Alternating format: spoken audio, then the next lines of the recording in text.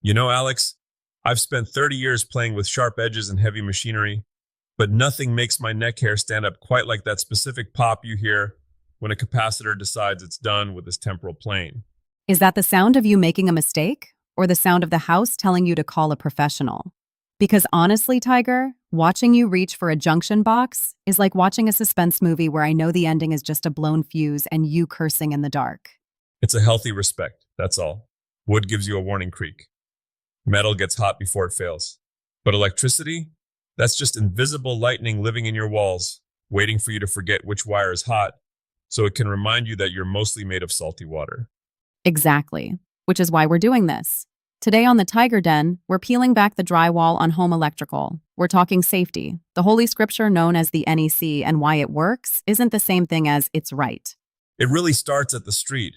Most people think electricity just appears, but it's this massive journey. It's born in a power plant, gets boosted up to 500,000 volts, which is enough to make your teeth ache just thinking about it, and then it gets stepped down through transformers until it hits your service mast.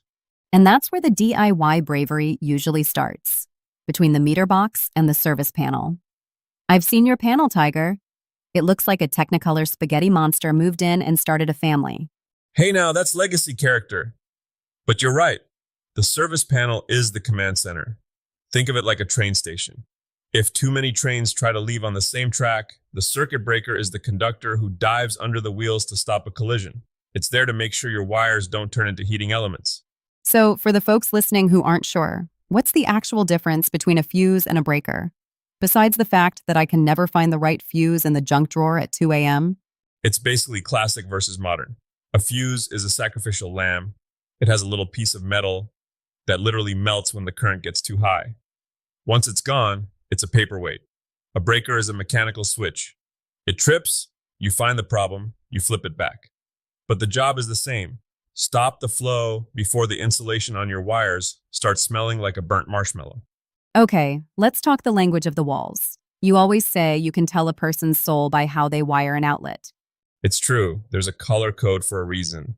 In the US, your hot wires, the ones carrying the actual punch, are usually black, red, or blue.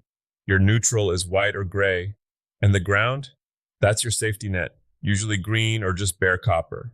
I've seen some older houses where everything is just mystery brown. That's when you back away slowly and get a multimeter. I remember opening a box in a 1940s farmhouse once. Someone had used lamp cord to jump a circuit, and they'd wrapped the connections in what looked like medical tape from the Korean War. I didn't even touch it. I just shut the main breaker and sat on the floor for a minute to contemplate my life choices.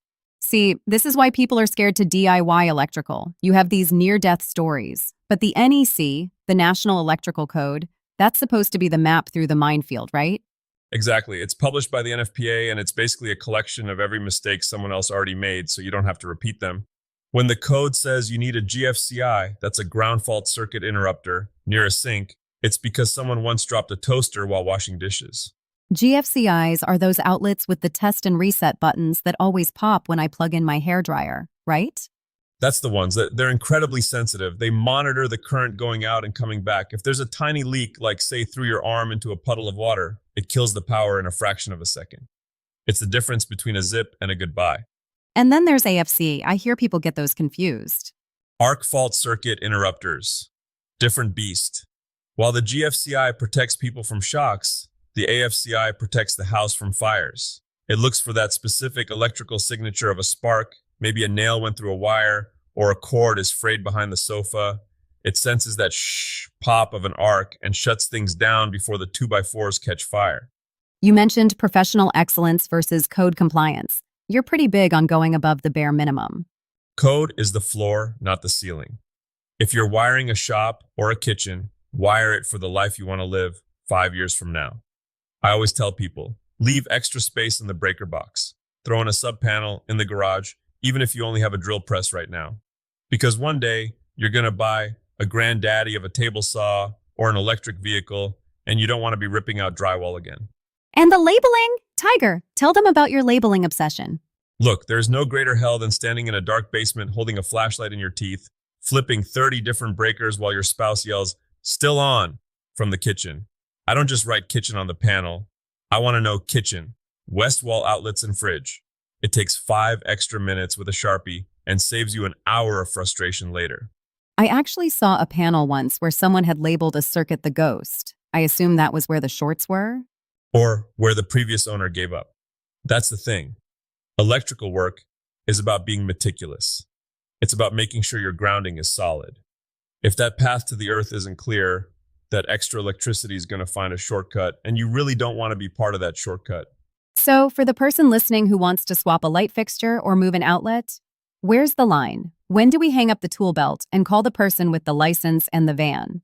If you're staring at a mess of wires and you start thinking, I'll just try this and see if it works, that's your signal to stop. Electrical work isn't a guess and check hobby. If you don't understand the load requirements, like how many outlets can actually live on a 15 amp circuit, or if you're looking at the main lugs in the service panel, call an electrician. Those lugs are always live, Alex. Even if you turn off the main breaker, they will still bite with the full force of the grid. That's a sobering thought. I think I'll stick to changing light bulbs and maybe a dimmer switch if I'm feeling spicy. Dimmers are a gateway drug to full-on home automation. But honestly, the best tool you can own isn't a screwdriver. It's a good reference book. Ugly's Electrical References is the industry Bible for a reason. It's small, it fits in a pocket, and it has all the math you forgot from high school. So, the takeaway for today? Don't be the ghost in your own circuit? Exactly. Respect the invisible. Label everything like you're trying to explain it to a stranger in the dark. And remember, the goal isn't just to get the lights to turn on, it's to make sure they stay on safely while you're asleep. Well said. Next time, maybe we can talk about why Tiger keeps a fire extinguisher labeled in case of Tiger. We don't talk about the Great Toaster Incident of 1998, Alex. That's off the record. Thanks for joining us in the den. Stay safe out there and keep making. And keep your wires tight. See you next time.